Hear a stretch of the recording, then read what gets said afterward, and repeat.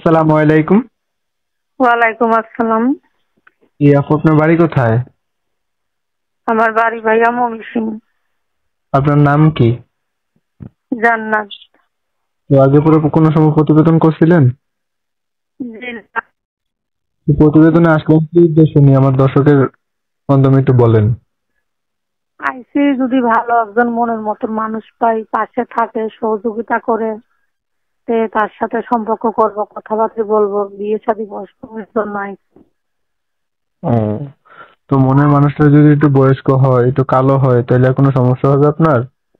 না, আমার কোনো সমস্যা নেই, যদি কালো হওয়ার বয়স এখন। বুঝতে পারলাম। তো আপনার ফ্যামিলিতে কে কে আছে?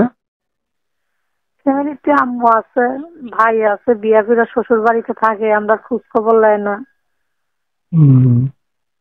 যে এখন বর্তমানে ফ্যামিলিতে কে কে থাকেন আপনারা?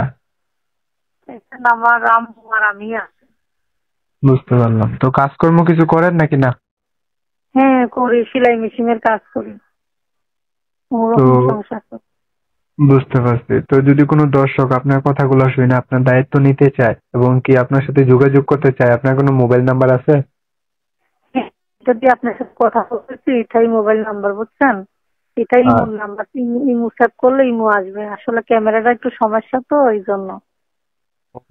আচ্ছা, ঠিক আছে। আমি দর্শকের উদ্দেশ্যে আপনার এই ইমো নাম্বারটা এবং কি আপনার ফটোটা আমি ভিডিওর স্ক্রিনে দিয়ে দেবো। যদি কোনো দর্শক ফোন দেয় কথা বললেন। আচ্ছা ঠিক আছে। সালাম আলাইকুম। ওয়ালাইকুম আসসালাম।